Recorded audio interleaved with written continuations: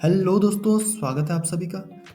इस वीडियो में हम सॉल्व करेंगे जावास्क्रिप्ट के कुछ ऐसे बेसिक क्वेश्चंस जो कि इंटरव्यूज में काफ़ी ज़्यादा पूछे जाते हैं। तो जल्दी से चलते हैं हमारी वीडियो की तरफ। दोस्तों चलिए देखते हैं हमारे पहले क्वेश्चन को। इसे मैं करता हूँ अनकमेंट एंड उसके बाद मैं इसे कर देता हूँ क्लियर। दोस्तों चलिए देखते हैं हमारे पहले क्वेश्चन। तो दोस्तों हमने यहाँ पर किया क्या, हमने लिया है लेट एक्स, यानी लेट के साथ हमने एक वेरिएबल डिक्लेयर किया एंड उसके बाद इसे कंसोल कराया। दोस्तों आपको क्या लगता है इसका आउटपुट क्या होगा?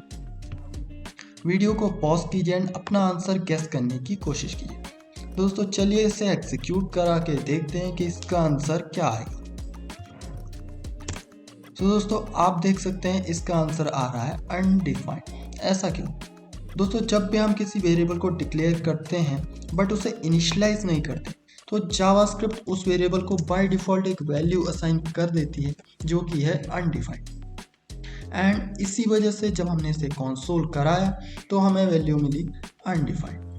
दोस्तों चलिए चलते हैं हमारे दूसरे क्वेश्चन की तरफ एंड इसे करते हैं कमेंट एंड सेकंड क्वेश्चन को करते हैं अनकमेंट। तो दोस्तों आप यहाँ पर देख सकते हैं हमने इस बार डिक्लेयर किया है यूजिंग वेयर एंड उसके बाद फिर से हमने कंसोल करा दिया। दोस्तों आपको क्या लगता है इसका आउटपुट क्या आएगा? वीडियो को पॉज कीजिए, आंसर गैस करने की कोशिश कीजिए। आई होप दोस्तों आप तक तो आपने अपना आंसर गैस कर ही लिया होगा। चलिए चलते हैं इसे एग्जीक्यूट करा के देखते हैं। हमें मिलता है यहाँ पर फिर से अनडिफाइंड। जैसा कि मैंने पहले ही कहा था कि जब भी हम किसी वेरिएबल को वैल्यू इनिशियलाइज नहीं करते, in that case JavaScript by default एक वैल्यू अनडिफाइंड असाइन कर देता है। तो इसे भी हम करते हैं कमेंट एंड चलते हैं हमारे नेक्स्ट क्वेश्चन की तरफ जहां पर हमने लिया है कॉन्स्ट। सेम चीज़ है बट यहाँ पर हमने ले लिया है कॉन्स्ट एंड इसे भी हम इनिशियली कोई वैल्यू नहीं देते। तो दोस्तों आपको क्या लगता है इस केस में आउटपुट क्या आएगा? दोस्तों वीडियो को पॉज कीजिए एंड आंसर सोचने की कोशिश कीजिए। आई होप दोस्तों अब तक तो आपने अपना आंसर गैस कर ही लिया होगा। तो चलते हैं इसे एग्जीक्यूट कराते हैं एंड देखते हैं इसका आउटपुट क्या आएगा। दोस्तों हमें मिलता है मिसिंग इनिशियलाइजर इन कॉन्स्ट डिक्लेरेशन। तो कॉन्स्ट के केस में जावास्क्रिप्ट ने बाय डिफ़ॉल्ट कोई वैल्यू असाइन नहीं की। दोस्तों जब भी हम जावास्क्रिप्ट में कॉन्स्ट का यूज़ करके किसी भी वेरिएबल को डिक्लेयर करते हैं तो इनिशियली हमें कोई ना कोई वैल्यू इसे असाइन करनी पड़ती है। जावास्क्रिप्ट इसे कोई वैल्यू असाइन नहीं करेगा। इनिशियली हमें ही इसे कोई ना कोई वैल्यू असाइन करनी पड़ेगी, नहीं तो हमें देगा हमेशा एक एरर। आई होप दोस्तों ये चीज़ आपको क्लियर हो गई होगी। तो मैं इनिशियली इसे एक वैल्यू देता हूँ 10 एंड इसे एग्जीक्यूट करा के देखता हूँ क्या ये सही चलता है। एंड आप देख सकते हैं दोस्तों वैल्यू मिली 10। तो इनिशियली हमें कॉन्स्ट को कोई ना कोई वैल्यू देनी पड़ती है, नहीं तो ये देगा हमें एक एरर। तो चलते हैं हमारे नेक्स्ट क्वेश्चन की तरफ। तो हमारा नेक्स्ट क्वेश्चन जो होने वाला है वो होने वाला है रीडिक्लेरेशन से रिलेटेड। इस क्वेश्चन को करते हैं हम अनकमेंट एंड करते हैं इसे। इसमें हम क्या कर रहे हैं, बेसिकली हमने लिया है x यूजिंग लेट, हमने इससे वैल्यू दी है 10 एंड दोबारा से हम इसी x को रीडिक्लेयर करने की कोशिश कर रहे हैं एंड उसके बाद हम इसे कंसोल करा रहे हैं। तो दोस्तों आपको क्या लगता है इसका आउटपुट क्या है? दोस्तों अगर आपने हमारी पिछली वीडियो देखी है तो आपको आंसर अभी तक पता चल ही गया होगा। तो चलिए इसे एग्जीक्यूट कराते हैं एंड समझते हैं इसका आउटपुट क्या है। दोस्तों आप यहाँ पर देख सकते हैं तो ये कहता है x has already been declared. आखिर ऐसा क्या? देखिए दोस्तों हमने लेट के साथ x को डिक्लेयर ऑलरेडी कर दिया था विथ वैल्यू 10 एंड जब हमने इससे दोबारा डिक्लेयर करने की कोशिश की इसने दे दिया हमें एक एरर, क्योंकि लेट के साथ हम रीडिक्लेरेशन नहीं कर सकते। ये जावास्क्रिप्ट का एक रूल है, इसी वजह से हमें मिला एक एरर। दोस्तों ये चीज़ आपको समझ में आ गई होगी। इसे करते हैं हम कमेंट और चलते हैं हमारे नेक्स्ट क्वेश्चन की तरफ जो कि है कॉन्स्ट। हमने यहाँ पर अब कॉन्स्ट को यूज़ करके रीडिक्लेरेशन करने की कोशिश की है। दोस्तों आपको क्या लगता है कि यहाँ पर आउटपुट क्या आएगा? क्या आउटपुट सेम ही रहेगा यानी एरर आएगा, या फिर ये कोड सक्सेसफुली रन करेगा? चलिए दोस्तों इसे एग्जीक्यूट करा के देखते हैं कि आउटपुट क्या आएगा। दोस्तों आप देख सकते हैं कि हमें फिर से वही आंसर मिला कि y has already been declared यानी कि एरर। दोस्तों सिमिलरली जैसे हम लेट को रीडिक्लेयर नहीं कर सकते, वैसे ही जावास्क्रिप्ट में हम कॉन्स को भी रीडिक्लेयर नहीं कर सकते। इसी वजह से हमको ये एरर देखने को मिला। चलते हैं हमारे नेक्स्ट क्वेश्चन की तरफ। अब लिया है हमने वेर। सो यहाँ पर हम बस वेर का यूज़ करके रीडिक्लेरेशन करने की कोशिश कर रहे हैं। तो दोस्तों आपको क्या लगता है इसका आउटपुट क्या रहेगा? क्या इसमें आएगा कोई एरर, या ये कोड सक्सेसफुली रन करेगा और प्रिंट करेगा 12? वीडियो को पॉज कीजिए, अपना आंसर गैस करने की कोशिश कीजिए। पॉसिबल हो पाए तो कमेंट करके हमें भी बताइए। दोस्तों चलते हैं इसे एग्जीक्यूट करा के देखते हैं।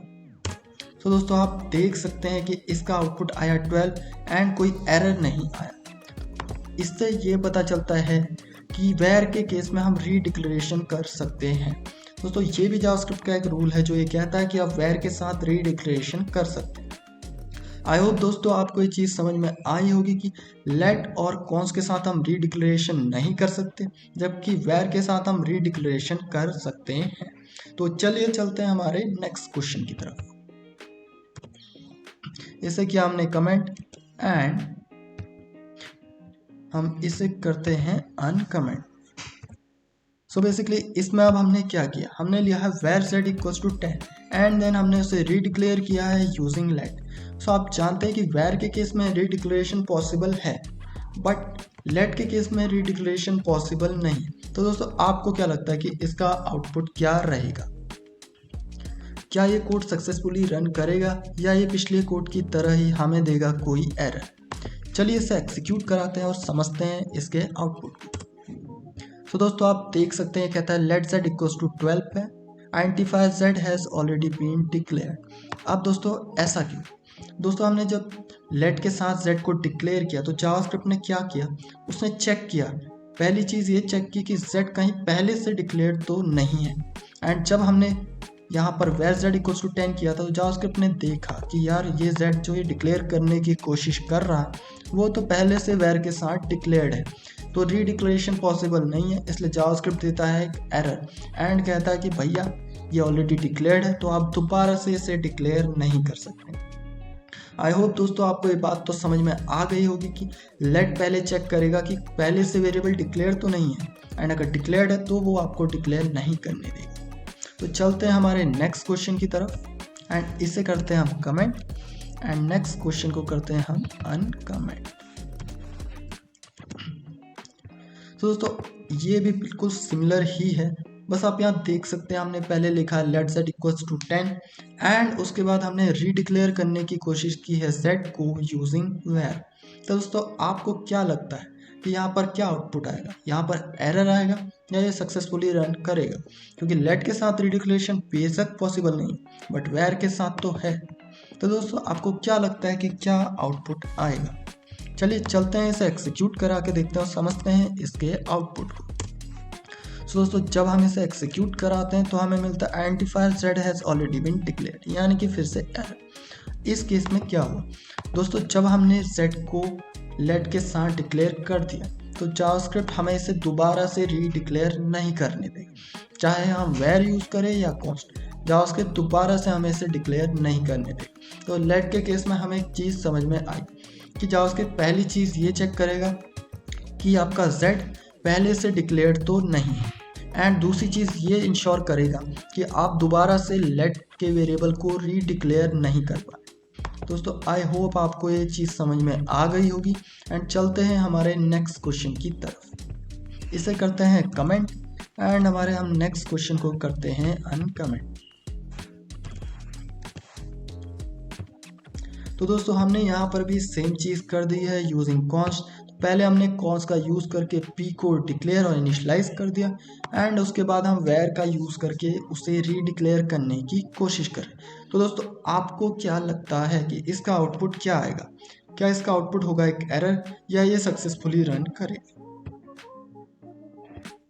तो दोस्तों चलते हैं इसे एग्जीक्यूट करा के देखते हैं एंड ये एग्जीक्यूट। तो इस केस में भी हमें मिला एक error that p has already been declared. तो दोस्तों यहाँ पर हुआ क्या, जब हमने कॉन्स्ट के साथ p को ऑलरेडी डिक्लेयर कर दिया है तो हम किसी भी और वेरिएबल के साथ ना ही लेट ना ही वेर के साथ इसे रीडिक्लेयर कर सकते हैं। इसी वजह से जब हमने रीडिक्लेयर करने की कोशिश की तो जावास्क्रिप्ट ने हमें दे दिया एक एरर। तो दोस्तों इससे भी ये चीज़ क्लियर हो जाती है कि लेट की तरह ही कॉन्स्ट को भी हम किसी अदर वेरिएबल का यूज़ करके भी रीडिक्लेयर नहीं कर सकते। चलते हैं हमारे नेक्स्ट क्वेश्चन की तरफ। सो इसे करते हैं हम कमेंट एंड हमारे नेक्स्ट क्वेश्चन को करते हैं हम अनकमेंट। तो दोस्तों यहाँ पर भी हमने फिर से वही कर दिया। हमने लिया है where q equals to 100 and उसके बाद हमने लिया है const q इक्वल्स टू 200।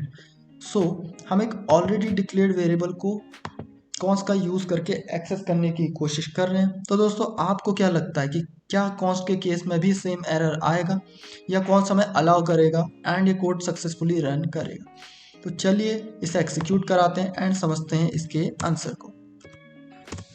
तो दोस्तों आप देख सकते हैं कि identifier q has already been declared, यानी कि कॉन्स्ट के केस में भी पहले जावास्क्रिप्ट चेक करेगा कि करंट वेरिएबल ऑलरेडी डिक्लेयर्ड तो नहीं है।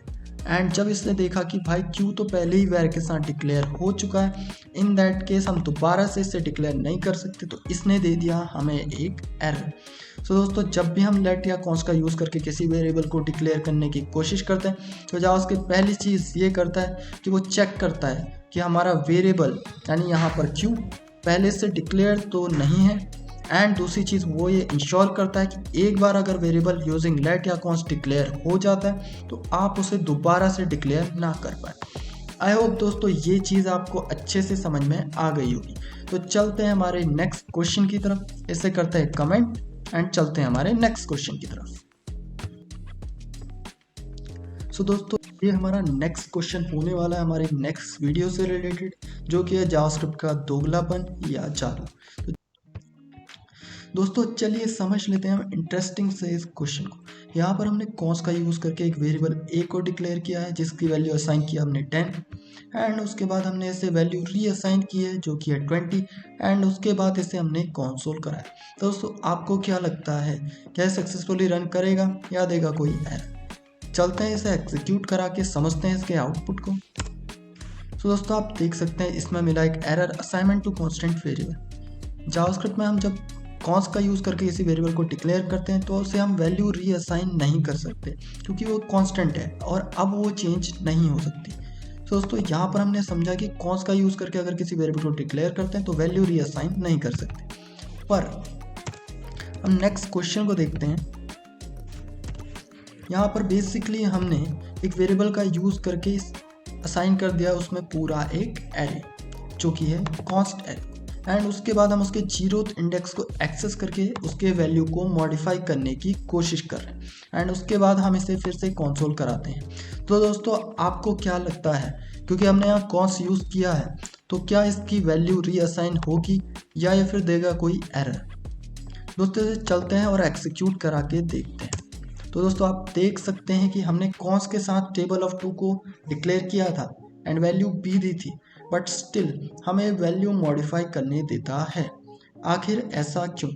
दोस्तों अगर आपको इसका आंसर पता है तो कमेंट करके हमें ज़रूर से बताइए, एंड अगर आपको इसका आंसर नहीं पता तो हमारी नेक्स्ट वीडियो ज़रूर देखिएगा जिसमें हम एक्सप्लेन करेंगे आखिर ऐसा क्यों कि कॉन्स्ट के साथ भी ये हमें रीअसाइन करने देता है। दोस्तों मिलते हैं आपसे नेक्स्ट वीडियो में, तब तक के लिए बाय बाय।